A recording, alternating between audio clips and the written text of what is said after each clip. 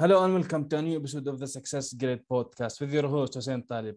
I have a special guest today with me. It's going to be a juicy business episode with Patti Mara. She has worked with hundreds of entrepreneurial-owned and operated businesses to reposition them for success and dramatically increase their growth, customer retention, and profit, which is something that we are all looking for. She is also the author of the book Up Solutions. Patti, welcome to the grid. How are you? I'm wonderful, Hussein. Thank you so much. I'm just thrilled to be on your podcast. Awesome to have you here, Patti. So, Patti, give us a picture of who you are, how you got into this, have you worked in corporate before, your story, let's say. Okay, sure. Well, my story is I would say I'm an accidental entrepreneur. I'm not sure that, the family background wasn't necessarily entrepreneurial, although they had entrepreneurial bents, but within corporate structure. But I started when I was in university, and I looking for a summer job, and I applied for a student venture loan and went and presented my business plan to a table full of bankers, and then had a t-shirt business that I, designed and manufactured and sold t-shirts on the streets of Toronto. So, oh, cool. It was an interesting experience. Right? So one of the things you started to find out what you liked and didn't like. I really enjoyed building the business aspect. I didn't enjoy selling, hawking my wares on the streets of Toronto, although I had some good experiences. So when I graduated from university, it was during the recession, late 80s, early 90s, and there were no jobs. I mean, you graduate, you got a job, you got trained with a company. My dad had always promoted that, but there were no jobs. It was the first time that middle managers were being laid off. Like, that was a headline. I remember the headline in the newspaper that it was the first time in IBM's history they were laying off management. And so that was the start of I would call it the start of the microchip shift, if you will, the digital shift, right? Microprocessing had started to replace a lot of manual work and the management required for managing all those people. So I just started to find, different entrepreneurial ideas. I was with a couple different companies, selling it in the marketplace. And one of the things that I found was I was really good at retail training. So quickly, in two different companies, two different situations, I was the retail trainer for all the distributors. So I was on stage, I was, how to do it, positioning, customer communication. And so that just started to really, it resonated. It was something that I really enjoyed doing. But I really didn't know how to build a business. And then I came across a company called Strategic Coach in 1997. And I got the mindset shift of how to operate. It's almost like the operating system for an entrepreneur, how to manage your own creativity and productivity, at the same time, how to build a team around you that leverages and supports what they call your unique ability. And that was like the explosion. So from there, I've built the company Maranet. I launched a program called the Profit Generator, turning your customer experience into profit. That built all the experience was in the book that you talked about, Up Solutions, turning your team into heroes and customers into raving fans. And in the last year, I've really I work mostly with retail and service businesses, a lot of brick and mortar. And I keep hearing brick and mortar's dead. I disagree 100%. I think they're the bedrock of a community. I think it'll be our locally owned businesses that bring us out of crisis. But they have to think differently. Yeah, right? definitely. Yeah, exactly. In the past 1.5 years. Yeah. Yeah, it used to be that you had a storefront, you open your doors and people came in. And that's just not the case. Every business has to have a hybrid business plan, right? It's especially after the last 18 months, we have to, who are your customers? What's important to them? How do you make it easy for them? Most of us now, we want everything delivered to our house. And we need to find, I want to shop locally, but I need to know how to find them and how, everything needs to, how do we make it easy? So every business now needs to have a hybrid model. And that's really been my focus on helping businesses reposition, because they have a huge opportunity in front of them. I think the biggest of their lifetime. And working with the team so they understand how to be the brand ambassador and the heroes to their customers. So that's been my focus. Yeah, amazing. So two things. First, this is the first time I know that IBM was laying off, like say, management. Usually they lay off the smaller employees. Companies, this is what they do, especially big corporations, usually, from what I have seen. The second thing is like you mentioned that now I see it myself, like the deliveries to homes, the orders, the applications that they are, it's coming to a certain point. It's, I don't know, it's ridiculous. Sometimes people order 1 cup of coffee and they're like 1 block away from the store. So so it's getting way, but this is how it is. This is how it is now. People, oh, they have this application under their fingertips, and this is what they do. Absolutely right. So from a business perspective, right, we're talking about here, in order for a business to get in touch with the customer and to grow and to build this big company, the owners or the entrepreneur or the business owners need to think from the client's perspective. Right? This is what needs to happen for the business to grow and get bigger, especially now at times, pivoting, doing brick and mortar and being online. You need to see it from the customer perspective, right? 100%. It's 100%. And so part of that is knowing who your customers are, right? Really identifying, for me, your target audience customers are people that you enjoy working with. They value what you do for them, and they're willing to pay you for that. They see the return on the investment and doing business with your company. It creates great value for them. So you have to know who they are. And then it's really paying attention to, what are their buying decisions? What do they need? What do you know they need that they don't even know the questions to ask? One of the rules of thumb is that your customers don't even know the questions to ask to make an effective buying decision. We're looking for guidance. And we all tend to forget that people that we're dealing with don't know what we know. It's like we operate from our perspective. And so we kind of put on other people that they know. If we're not asking good questions, if we're not asking probing questions that help someone uncover what their needs really are, we're not being of service. Exactly. So how can we design this customer experience for them? Because I do believe Steve Jobs, maybe, for example, used to say, customers don't know what they want until you show it to them, something like that. Yes. Well, he was, I love, there's a Simon Sinek video, Start With Why, and he uses the Apple as an example. Everyone else was out there promoting MP3 players, and Apple comes out with an iPod, 1,000 songs in your pocket, right? Start with why. But the very simple thing is you start with knowing who your customers are and then really paying attention. So Hussein, I'd like to do two different, kind of answer that in 2 different ways. The first is, I think we tend to underappreciate customer communication. So again, a rule of thumb here is that anything a customer says to you or your team, so anyone in the business, anything they say, they're communicating what's important to them. So questions, complaints, appreciation, thank yous, every single thing they're communicating, if they're saying it, they're telling you what's top of mind, what's important for them. So you have to interact with the words, but you should also be listening for the message. And if you start paying attention to all of your customer communication and your team is trained to hear that, all of a sudden you tap into this phenomenal real-time market research of what your customers want and need. So that's a piece of it. Kind of the flip side, I have a story that I like that really just illustrated what you said about Steve Jobs. They don't know until you show them what they want. And so the key is, how do you help them uncover it? And a friend of mine wanted to put up a shelf in his office. So he went to one of those storage stores and he's in the shelving aisle. Okay. So when a clerk comes up, can I help you? And my friend Dan said, no, I'm fine. Thank you. So first of all, I find often it's unusual that someone actually even approaches you. So I appreciate that. And then when somebody says, no, I'm fine, then they walk away.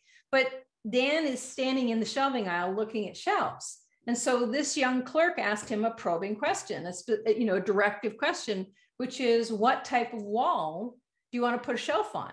Well, now Dan's engaged. Well, it's a drywall, right? Yeah, it's interesting to ask him what kind of wall you want.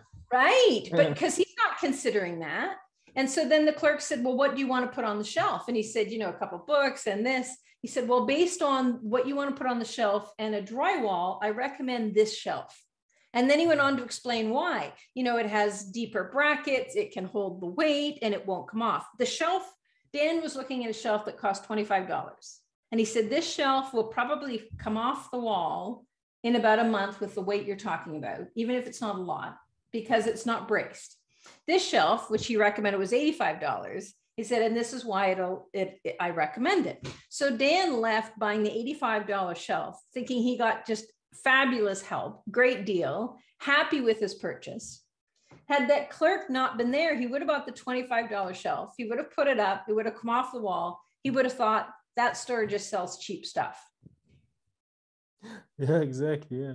Sometimes this is exactly right, because you as a customer, if you have some different options, you think anything will do probably. So this is a shelf, yeah, it will do, and it might not.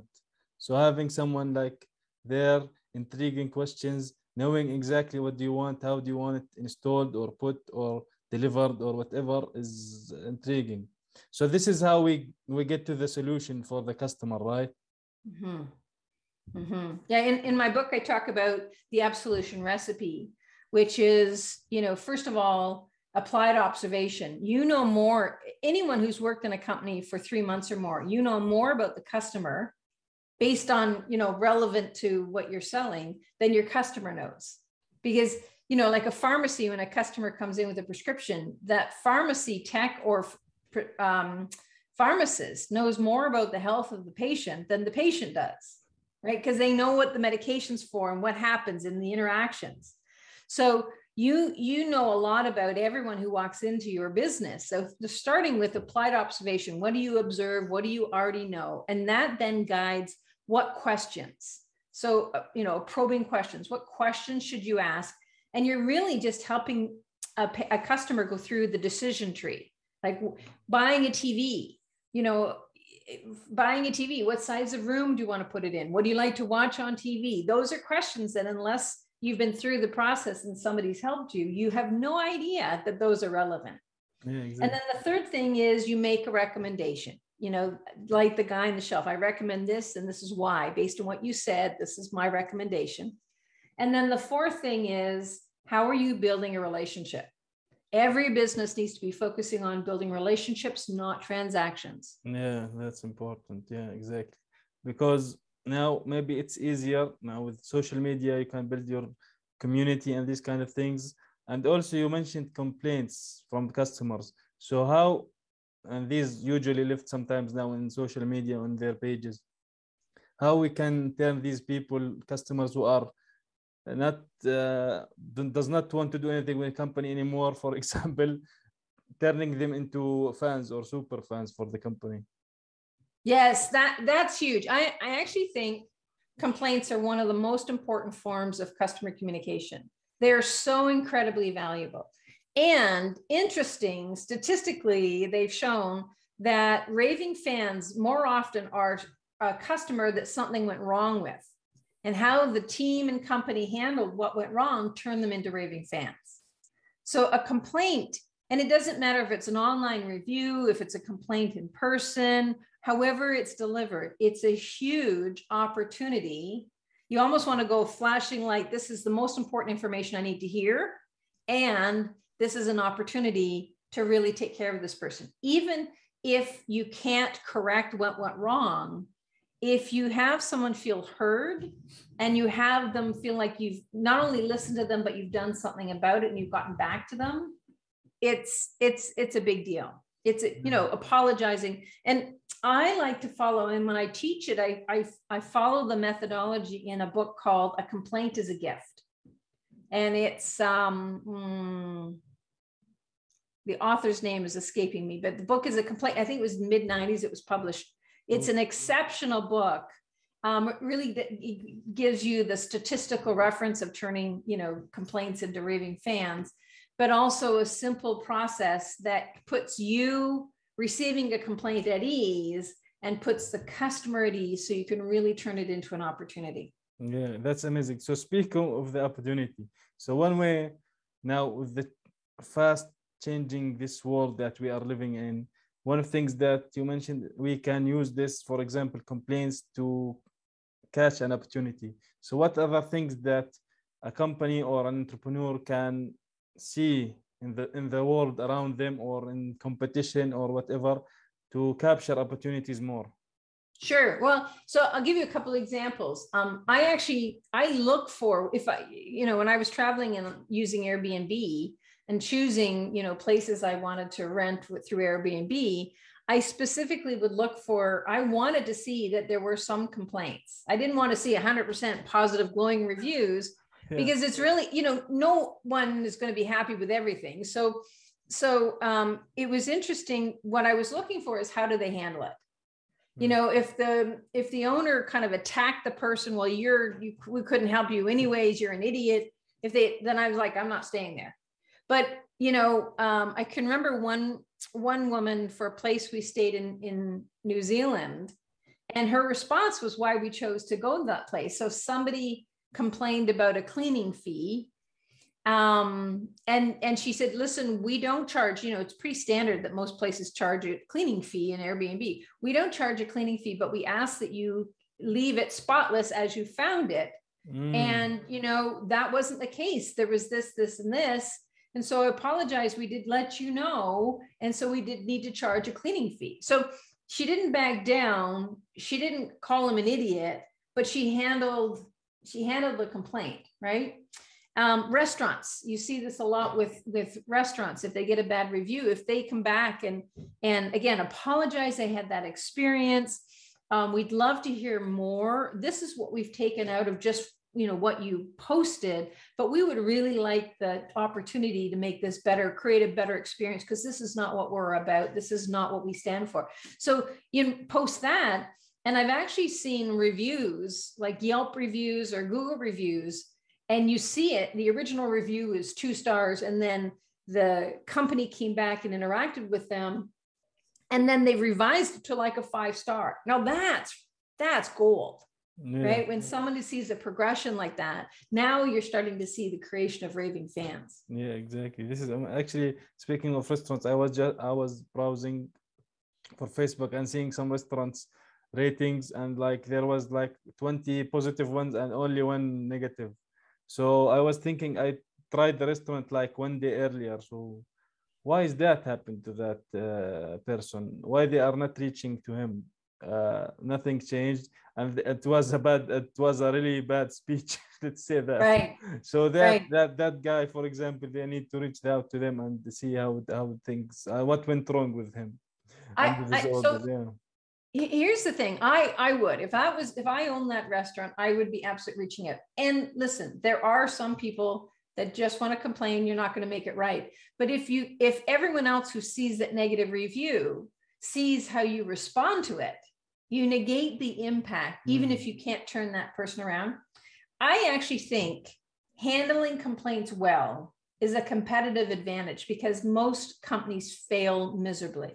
It's uncomfortable to receive a complaint. Nobody likes a complaint. But you have to remember, it's uncomfortable to receive a complaint. It's also uncomfortable to deliver it. It's really uncomfortable. It's like negative energy just tell you that I'm unhappy with something. So, statistically, 1 person will complain and 20 people will tell everyone else. You don't want people telling everyone else. You want people telling you if they're not happy with something, so you can correct it. Exactly. So, but if you get good, it's almost like if you embrace complaints. I like the name of the book I reference, A Complaint is a Gift. If you really embrace complaints as a gift and you handle them well, it becomes a really disruptive competitive advantage, because most other businesses in your community are not. So exactly how, for example, a lot of competition nowadays in multiple areas of business, right? So handling these complaints is one big advantage, and the business can stand out from it. What other things that businesses can stand out from their competition, for example? Well, so first of all, I think that most businesses aren't really clear on what their business is. I think most businesses think what they sell is their business, their products and services. You know, I have a car dealership, I have a bookstore, I have a pet food store, I have a shoe store. You know what I'm saying? That's interesting. What do you mean exactly by that? Well, so I think what your business is, what you sell is a vehicle for how you create value. Your business is the value you create. It's the why people choose you. And if you aren't clear in communicating why choose you, the value you create and who you create that for, then you're lumped into what you sell and you're going to be commoditized. You're going to be squeezed on price because people don't know how to choose you specifically. Right? Competing in price is not always something that goes. Sometimes a lot of people buy expensive things because they know what they are getting. Well, here's the thing. Again, if we go back to your customers don't even know how to make an effective buying decision. The only thing that people that don't know how to make an effective decision, the only common denominator they can go on is price. Right? Exactly. So you will, and then they want the lowest price because they don't know how to make the difference. It's like the $25 shelf or the $85 shelf, right?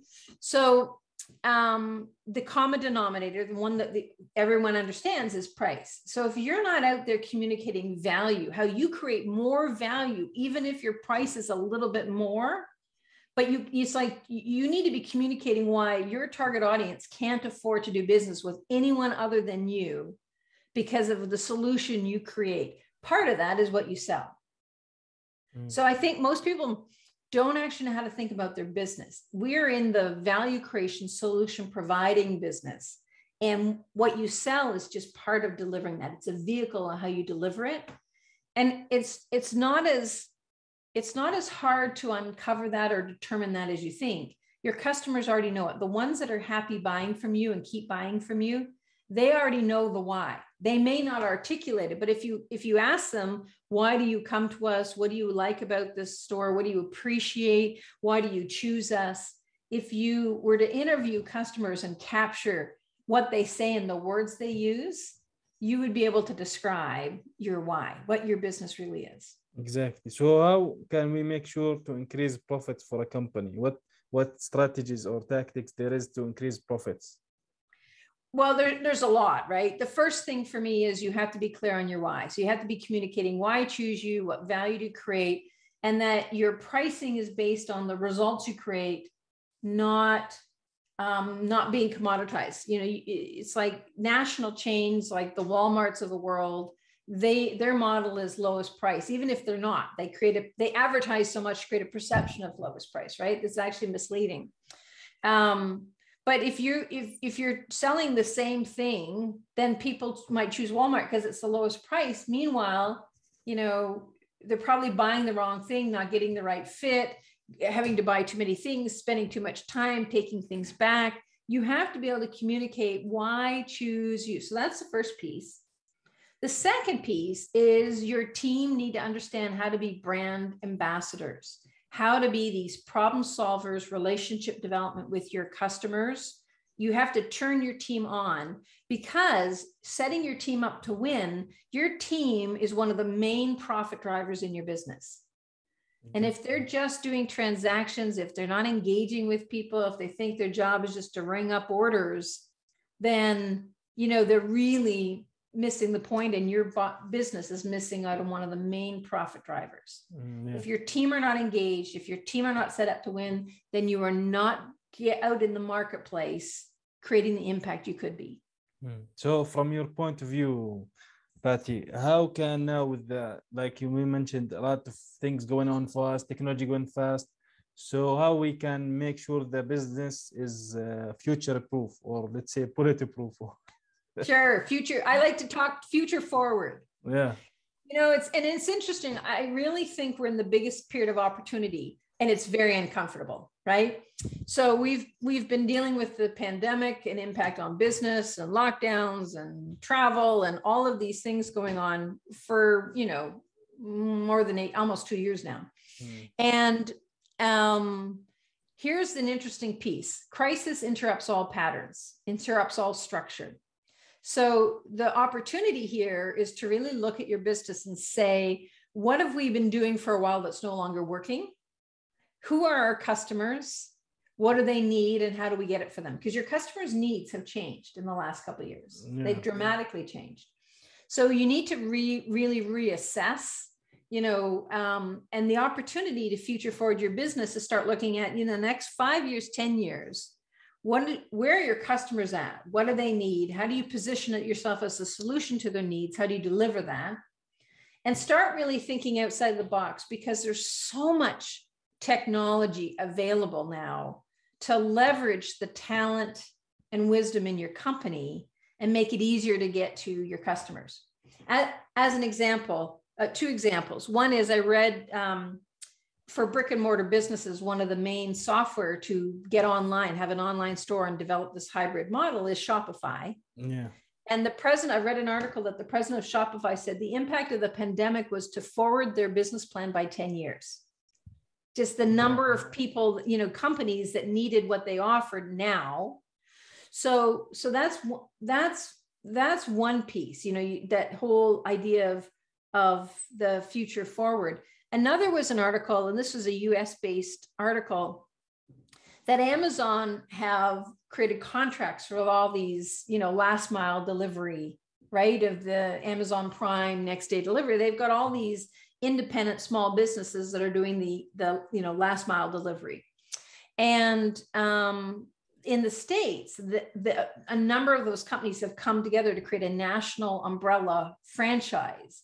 So this is separate, then they still have the Amazon contracts, but this is coming together so they can offer services, they can offer delivery services to other local business, non-Amazon, or even compete nationally because of the accumulation of all of these different businesses with UPS and FedEx. Cool. So there are new opportunities to have, local delivery, within hours or the next day, to reach your customers in a different way. And so it's just, there's so many new, but you have to start with the fundamentals of what is your business really, who your customers are, what do they want, and how do you make it easy for them to consume what you're offering and appreciate the value. Yeah. So I was going to ask you, what would you say one takeaway from this episode? But I think maybe what you said last can apply to that. Absolutely. And appreciating your team because they're profit drivers. You want to have team engagement, setting them up to win. About a third of the book of my book, Up Solutions, is literally just what are the core structure to set your team up to win, because they're your profit driver. They're the ones building relationships. They're hearing and having conversations with your customers. So how do you tap into that? I think for every business, the growth opportunities at your fingertips if you're paying attention to your market. Yeah, exactly. So Patti, when can people get in touch with you? Fabulous. Thank you, Hussein. So the easiest spot is my website, pattimara.com. That's PATTIMARA.com. And, I'm on all the social media channels and buttons are there. And Hussein, can I make a page available to your listeners? Yeah, sure. Great. So if you go to pattimara.com/success grid, I've got a page set up that you can, if you're interested in the book, you can find out where to buy it. And I've got a tool that's free to download, the Touchpoint scorecard, and a short video training you how to use it. It's a simple tool that puts you in your customer's shoes to evaluate, are you creating a consistent experience with a value at each touch point in your business? Amazing. Well, thank you, Patti, for being here with me on this episode. Really amazing nuggets, actually. I'm going to use it myself before anyone else. Fabulous, Hussein. Thank you. An absolute pleasure. Thank you for having me on Success Grid. Awesome. Thank you.